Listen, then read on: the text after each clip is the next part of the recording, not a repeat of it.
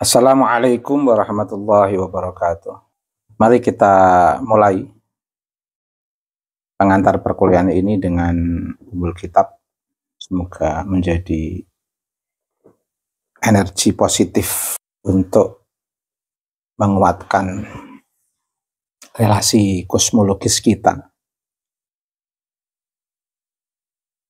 dengan Allah Subhanahu wa Ta'ala dan kesadaran relasional kita dengan sesama umat manusia dan seluruh kesemestaan ini. Dan itu semuanya bertujuan untuk mencari ridho Allah dan menguatkan perspektif keilmuan kita untuk meningkatkan ketakwaan kita kepada Allah Subhanahu wa Ta'ala, sehingga kita betul-betul jadi seorang hamba di hadapan Allah, merdeka di antara umat manusia,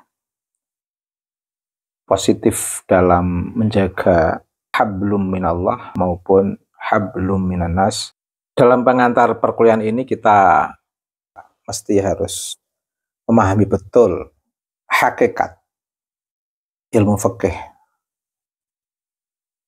Apakah ini betul-betul ilmu yang memang ada atau mengada-ngada?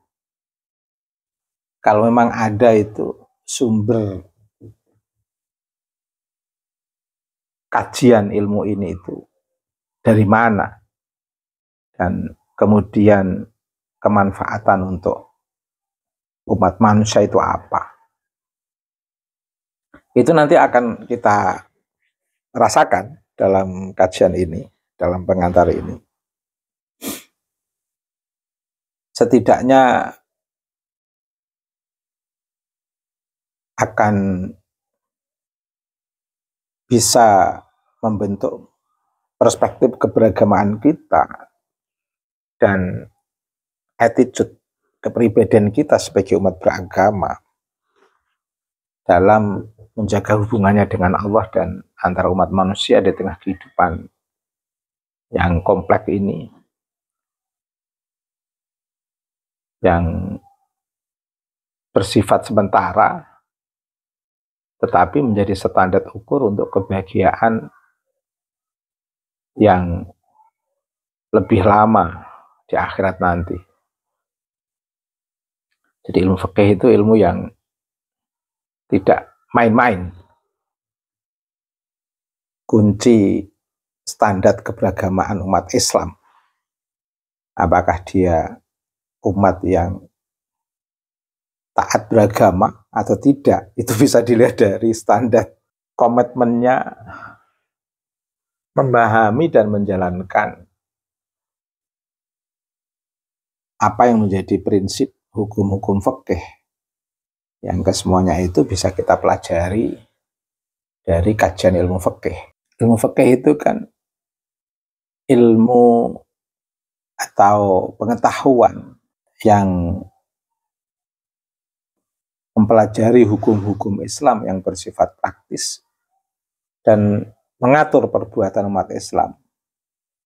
Tentunya dalam konteks ini mukallaf, orang yang sudah terkenai beban hukum dalam berbagai aspek kehidupan, seperti aspek ibadah, muamalah.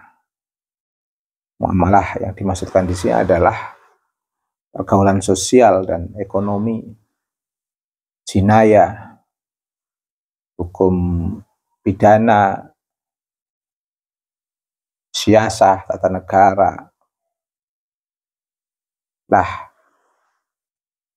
kesemuanya ilmu ini itu berfungsi sebagai pedoman bagi umat muslim di tengah aktivitas keberagamaan, apakah dia sesuai aturan ajaran yang sudah ditetapkan berdasarkan Al-Quran, hadis, melalui metodologi usul fikih, atau mengabaikan kesemuanya ini. Nah, itu bisa dilihat dari instrumen-instrumen hukum-hukum yang sudah ditetapkan. melalui apa yang kita pahami dari apa yang disebut dengan ilmu fikih itu. Tadi disebutkan aspek-aspek ilmu fikih, diantaranya ibadah. Kita tentu harus betul-betul memahami bahwa hidup kita ini ada hubungannya dengan Allah. Tadi sudah saya singgung di depan. Yang harus kita jaga dengan beribadah kepada Allah. Beribadah itu sebagai cara kita untuk menjaga keberlangsungan hubungan kita dengan Allah. Dan fitrah ketergantungan kita kepada Allah itu mesti harus kita implementasikan, kita olah, kita potensikan, kita gerakkan dengan ibadah.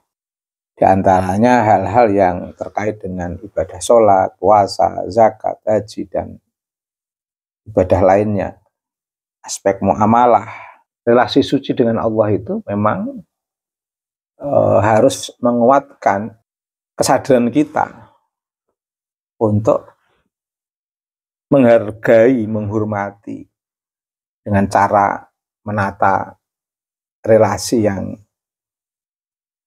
berstandar universal, dirasakan oleh seluruh umat manusia. Yang itu masih harus kita jaga karena Allah punya seorang hamba yang bernama manusia, yang kesemuanya adalah hamba Allah, punya kemuliaan di hadapan Allah, yang mesti harus kita jaga harkat martabat kemanusiaannya, agamanya, hifdzuddinnya, jiwanya, hifdzun nafasnya, malnya, hifdzul mal, akalnya, hifdzul akal, keturunannya, reproduksinya, regenerasinya, hifdzun nasal. Dan juga di situ kita temukan perlunya kita menjaga harkat dan martabat manusia. Aspek ilmu fikih lagi, di situ ada jinayah yang membahas tentang hukum-hukum terkait dengan pelanggaran pidana dan sanksi bagi pelakunya. Termasuk juga ada aspek siasah, mengatur tata kelola pemerintahan dan kepemimpinan sesuai dengan syariat Islam. Ini sangat menentukan. Kegagalan sistem kepemimpinan dalam kehidupan umat manusia bisa mengancam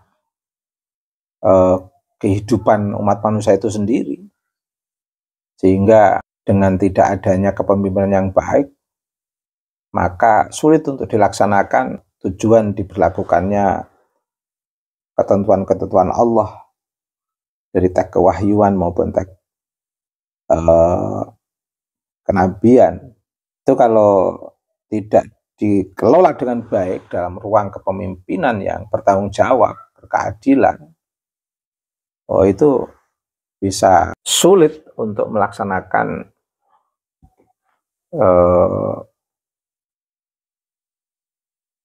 atau mempraktikkan ilmu fikih, pengetahuan tentang pemahaman mendalam terkait dengan tujuan diberlakukannya syariat.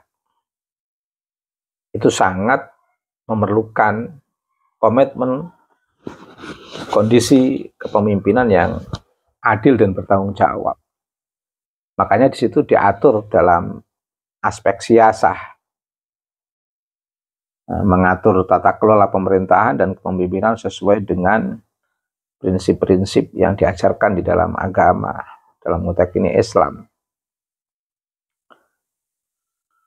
Dalam ilmu fikih juga kita temukan aspek munakahat yang merupakan cabang fikih yang secara khusus membahas hukum-hukum seputar pernikahan, perceraian, dan hubungan keluarga. Keseluruhan aspek ini penting untuk diperhatikan dalam kajian ilmu fikih, karena dengan memperhatikan ilmu fikih itu akan memberikan arahan konkret bagi umat Islam dalam menjalani kehidupan sehari-hari sesuai dengan ajaran agama. Di situ juga akan memastikan umat Muslim untuk melakukan ibadah dan amalan yang sesuai dengan dasar prinsip yang diajarkan dalam teks kewahyuan dan teks kenabian. Sehingga keberagaman ini itu bukan tanpa dasar. Keberagaman di lingkungan umat Islam itu bukan hanya asal-asalan, tapi memiliki rentetan yang terus berlangsung, yang perlu dijaga keberlangsungannya dari sejak Nabi Muhammad, sahabat, tabi'in hingga pada kita semua. Dan kesemuanya itu memerlukan sebagian umat Islam untuk betul-betul mendalami. Syukur-syukur seluruh umat Islam memahami ilmu fikih, sehingga tidak hanya bagaimana orang itu menjalankan keberagaman ini dari ikut-ikutan saja, tapi betul-betul dari basis ilmu pengetahuan dan prinsip-prinsip ajaran yang memiliki sumber atau dasar yang bisa dipertanggungjawabkan, sehingga agama ini itu tidak asal-asalan.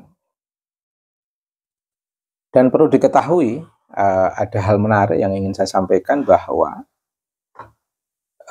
diberlakukannya hukum-hukum Islam yang bersifat praktis, yang tadi menjadi titik tekan dalam kajian ilmu fikih, itu sebenarnya bukan dalam konteks bentuk ajaran yang hitam putih, pokoknya dilakukan sebagai bentuk doktrinasi atau bentuk doktrin-doktrin yang diberlakukan kepada para umat yang mempercayainya, bukan. Tetapi memang hukum-hukum Islam itu memiliki dampak yang luar biasa, baik dari aspek psikologis, sosiologis, antropologis. Artinya hukum Islam ini punya dampak positif dalam kehidupan umat manusia, relasinya dengan Allah, relasinya dengan antara manusia maupun dalam kehidupan kesemestaan ini. Taruhlah misalnya kita temukan di Nazom Zubat itu tentang hukum-hukum Islam, yang di situ ada 7. Itu kesemuanya memiliki memiliki dampak yang berbeda-beda, yang menarik dan penting untuk dipahami, biar kita ini memahami hukum-hukum Islam tidak hanya dari sisi pengetahuan dan prinsip doktrin keberagamaan saja, tapi juga perlu memahami dari perspektif filosofis hal-hal yang mendasar, yang kemanfaatannya bisa dipahami oleh para pembelajar hukum-hukum Islam, sekaligus bisa menemukan sebuah pembuktian yang bisa dirasakan dan bisa dijelaskan, tidak hanya sebagai sebuah aktivitas keberagamaan yang setelah dilaksanakan seolah-olah telah selesai melaksanakan kewajiban, tanpa memahami relasi hukum-hukum Islam itu dalam konteks kehidupan umat manusia, relasinya dalam konteks kebahagiaan dan kemungkinan kesengsaraan bagi manusia. Bahagia karena mau melaksanakan hukum Islam, sengsara karena mengabaikan hukum-hukum Islam terkait dengan perilaku keberagaman umat Islam tentunya. Sebelum kita urai filosofi dari hukum-hukum Islam, perlu kita pahami bahwa di teks Zubat ini, teks Zubat nanti bisa dibuka siapa yang dari pesantren. Yang nggak bisa membaca ya minta dibacakan. Ahkamu syar'ilahi utai pira-pira hukum agamana Allah sab'an yang atase pitu tukusamu. Iku den bagi apa ahkamu syar'illah. Ya ana sing maca sab'on dadi khobar mubtadae ahkamu syar'illah. Itu. Semonggo enake maca. Al fardu hukum fardu wal mandubu lan hukum mandub wal muharramu lan hukum haram. Warabi utai kang kaping 4 al makruhu iku hukum makruh semama mongko nuli barang ubiha kang den wenangake ya mak. Wasadisu utai kang kaping 6 al batil hukum batal rusak.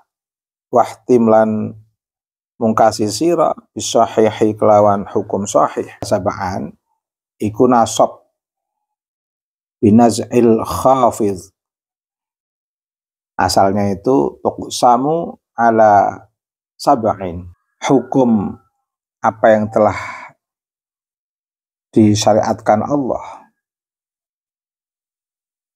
atau hukum terkait dengan agama yang diridhoi Allah itu ada tujuh macam. Pertama fardu, dalam konteks yang sering kita pahami, fardu ini bisa disebut dengan wajib. Yang kedua mandub, kadang-kadang juga istilah ini disebut dengan istilah sunnah atau mustahab atau tatawwu atau nafal. Yang ketiga haram, terkadang disebut dengan mahzur. Yang keempat makruh, yang kelima mubah. Istilah mubah ini kadang juga disebut halal. Yang keenam batil, yang ketujuh sahih.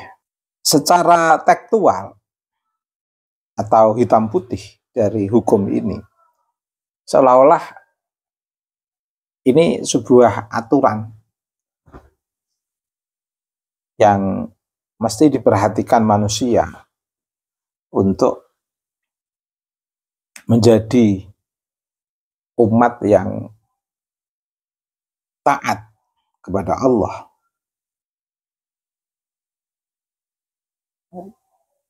Terkesan kalau kita pahami secara hitam putih sebuah hukum yang mendoktrin manusia untuk memperhatikan aturan-aturan hukum ini. Tapi sebenarnya punya dampak terhadap eksistensi manusia. Menjadi tolak ukur dalam keberadaan manusia itu akan merasakan kebahagiaan atau kesedihan atau bahkan kesengsaraan. Itu dalam hukum Islam, mengatur hukum ini itu sebenarnya sebagai solusi agar kita itu menjalani hidup ini di tengah kehadiran kita di dunia ini itu agar bahagia dan jangan sampai dalam posisi yang tidak bahagia.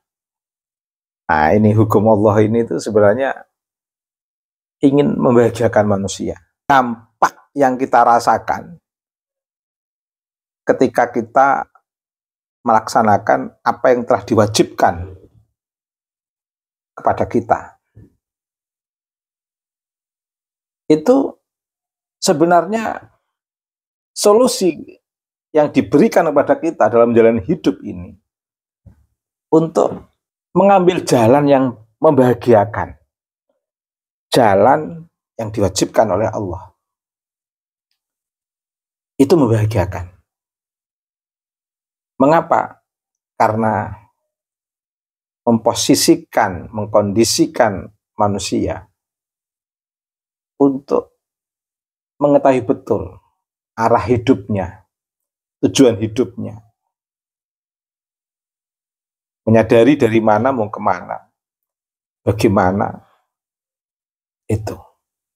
Ambil contoh sholat yang diwajibkan dalam konteks ini, kelihatannya sebagai sebuah perintah yang diwajibkan, tapi sebenarnya itu solusi. Biar manusia itu tahu bahwa hidupnya itu mesti harus membangun ikatan,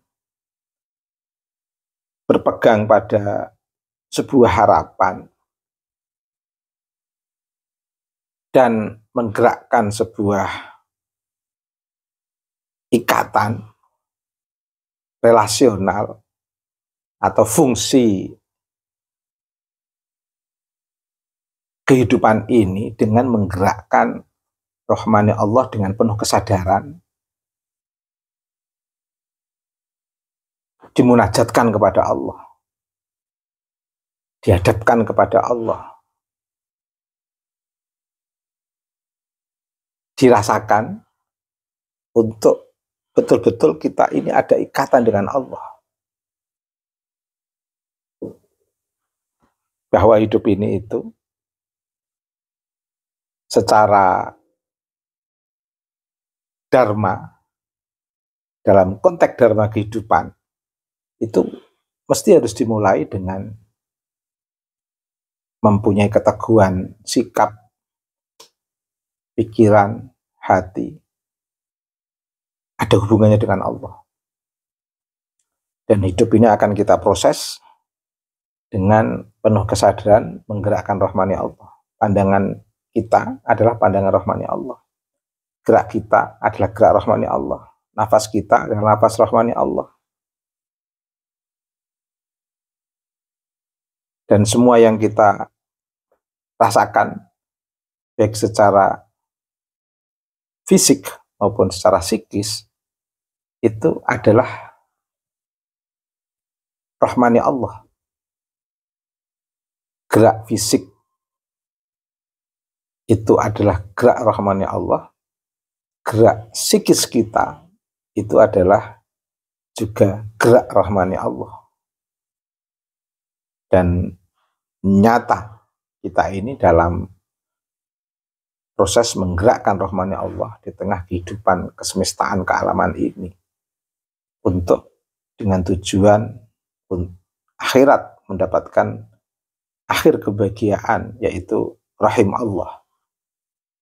Kalau relasi ini sudah kuat, itu sudah solusi tersendiri bagi manusia yang berkecenderungan jatuh pada amsal dan ajsam, jatuh pada amsal, jatuh pada sistem perumpamaan hidup manusia itu yang selalu mengandai-andai terkait dengan harta, tahta, dan syahwat. Itu semuanya akan berada dalam jebakan amsal. Yang bisa menghentikan jebakan amsal atau menjawab pengandaian-pengandaian hidup dalam ruang perumpamaan itu, yang bisa menghentikan, yang bisa menyederhanakan, yang bisa menormalkan, itu melaksanakan apa yang diwajibkan Allah.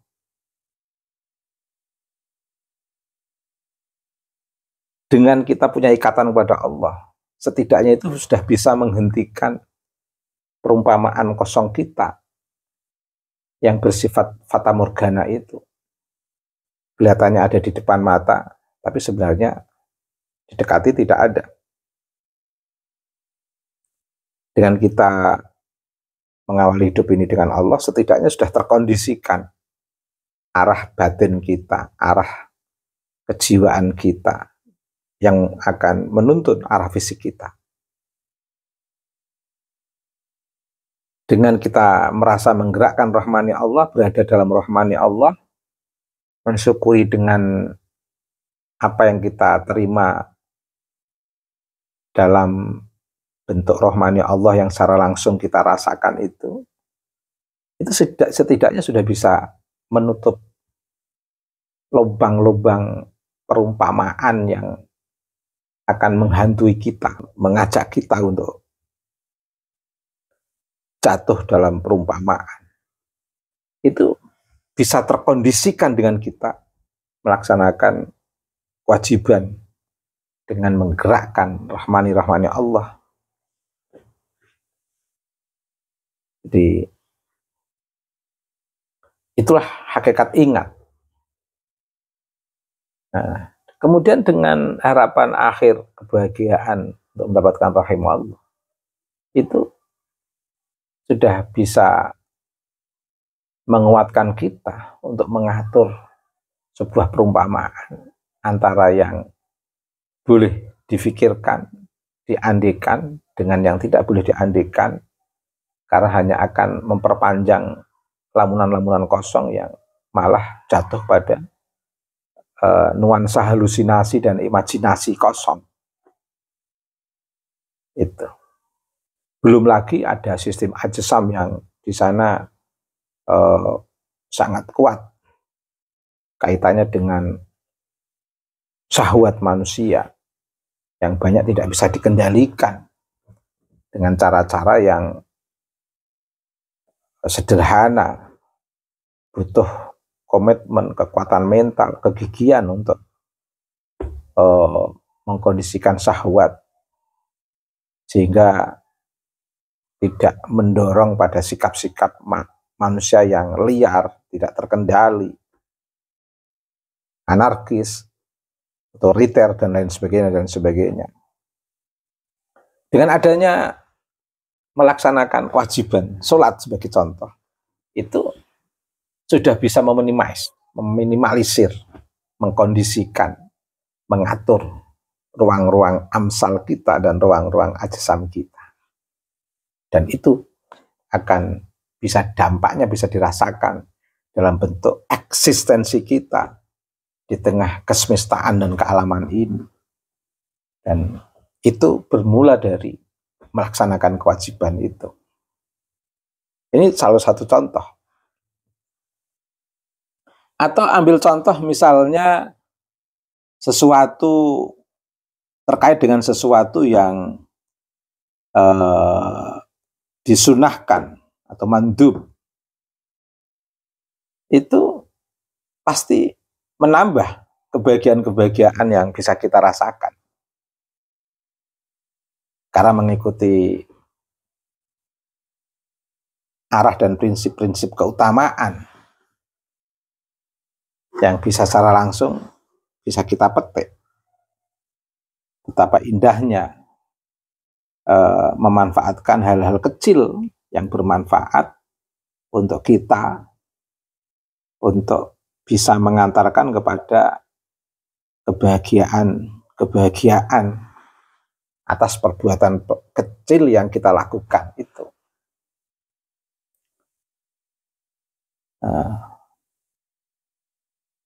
Yang ketiga adalah haram. Haram itu terkadang bisa dimaknai menahan diri. Dalam konteks tertentu memang sesuatu yang diharamkan itu sesuatu yang tidak boleh dilakukan, harus ditahan. Jangan gunakan mencuri. Karena kalau tangan digunakan mencuri berarti mengotori tangan itu. Karena mencuri adalah haram. Karena ada sesuatu yang harus ditahan. Karena dengan diharamkan itu, bagaimana seseorang bisa menahan untuk tidak melakukan? Karena ketika melakukan, ada sesuatu yang tidak membahagiakan.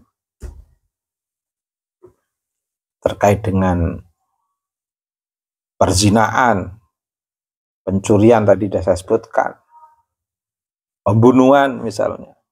Mengapa diharamkan? Ya karena akan berdampak pada keberadaan manusia, eksistensi manusia yang tidak membahagiakan. Dicek itu. Semua yang diharamkan itu akan berdampak pada ketidakbahagiaan seseorang. Mencuri sekali dua kali, bahagia, aman, selamat. Tapi 4 kali ke 5 kali, wow, dampaknya sangat mengancam untuk para pencuri. Misalnya di penjara, hidup tidak tenang, penuh ketakutan.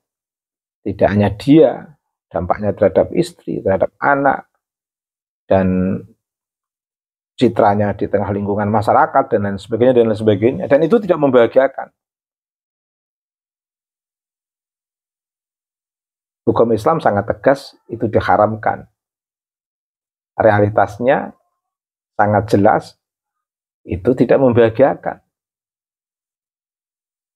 Jadi hukum Islam tentang fardu, mandub, haram, makruh, mubah, batil, sahih, itu punya dampak yang luar biasa secara psikologis, sosiologis, maupun antropologis. Nah, sesuatu yang makruh untuk diwaspadai, jangan dijadikan pembenaran, karena akan berdampak pada sesuatu yang buruk apabila dilakukan oleh manusia. Itu mubah disebut halal, ya silahkan saja, tapi tetap mengacu pada kondisi, seperti makan, disuruh makan makanan yang halal, tapi juga kondisional. Tidak seluruh makanan yang halal harus selalu kita konsumsi. Dalam konteks tertentu harus kita tahan. Kalau suasana sudah kenyang, ya nggak boleh kita paksa untuk kita makan meskipun ada di hadapan kita. Karena dalam kondisi tertentu, memakan sesuatu yang halal, kalau tidak diatur dengan baik, bisa berdampak pada resiko. Makanya tabdzir, sesuatu secara berlebihan terhadap sesuatu yang dihalalkan, itu akhirnya juga dilarang. Mengapa? Ya karena berdampak tidak bagus kepada manusia. Itu. Nah itu filosofinya. Termasuk batil. Ya, sesuatu yang terkait dengan batal, terkait dengan sahih, berdampak pada eksistensi keberadaan manusia. Nah, itu hal-hal filosofis, hal-hal mendasar terkait dengan kemanfaatan atau nilai yang bisa kita rasakan ketika kita betul-betul mempraktikkan apa yang menjadi ketentuan hukum-hukum dalam Islam, dan itu dipelajari dalam ilmu fikih. Mari kita lanjutkan definisi-definisi itu di Zubat sebagai akhir dari kajian kita. Fal fardu mongko utai fardu ma iku barang fi fi'lihi kang iku tetep ing dalam nglakoni ma atsawabu utai ganjaran kaza kaya mengkene ala tarikihi iku tetep ing atase wong kang ninggalake ma al iqabu utai siksa. Wa minhu iku tetep setengah saking fardu mafrudun utawi kang den fardhuake al kifayat ing atase cukup karat distaslimin kaya mangsuli salam minal jamaati kang tetep saking jamaah. Tidak hanya menunggu di akhirat orang meninggalkan sesuatu yang diwajibkan, itu di dunia akan merasakan sesuatu yang tidak nyaman, akan berdampak yang berdampak tidak baik, atau bahkan mengarah kepada kesedihan, kesengsaraan. kalau memang betul-betul meninggalkan apa yang diwajibkan.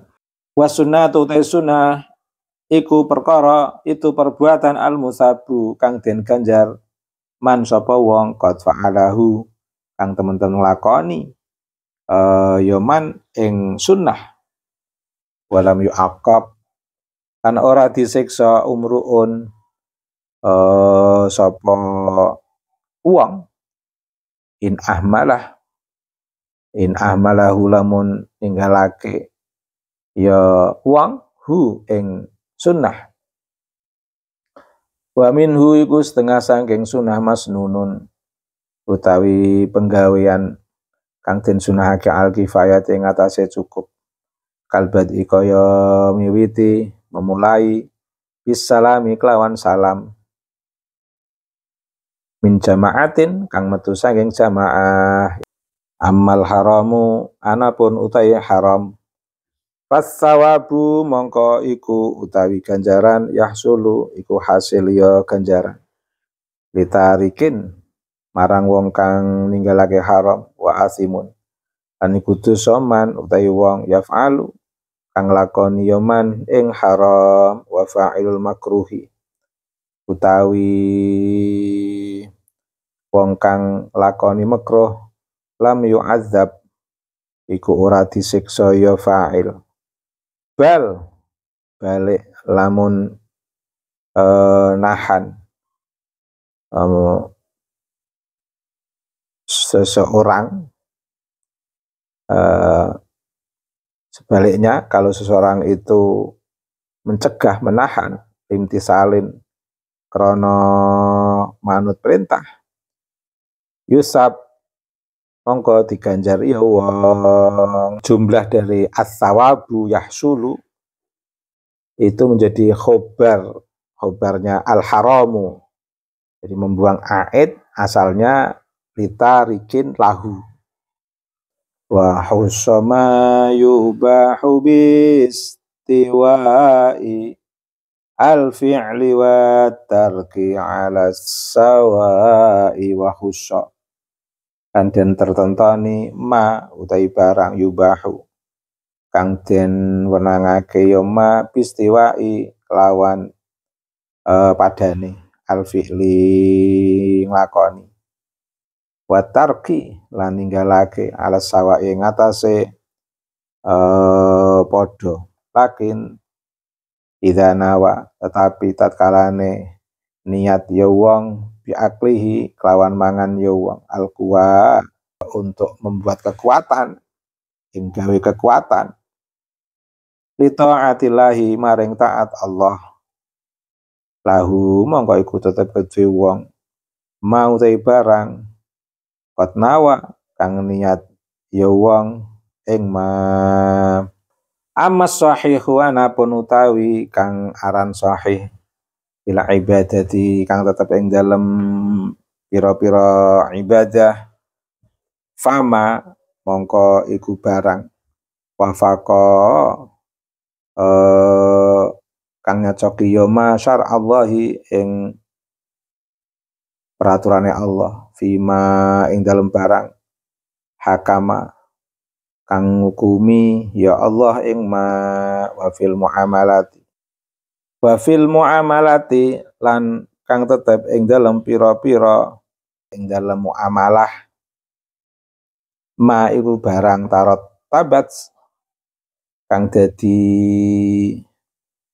urut alaihi ngatasé ma asarun apa pira-pira labet bi akdin kelawan akad tabatat kang tetep ya asar wal batilul fasidu lis sahihi bit wa huwa alladhi ba'du syurutihi fuqid wal batilu ta kang aran batil al fasidu iku perkara kang rusak lis sahihi maring sahih dit iku dadi lawan wa huwa utawi batil allazi iku perkara ba'du syurutihi kang utawi sakwenehe pira-pira syarate lazi ukida kang ora dipenuhi Wastasni lan jabaake sira maujudan ing perkara kang wujud kama kang kaya barang lau dima kang disepekake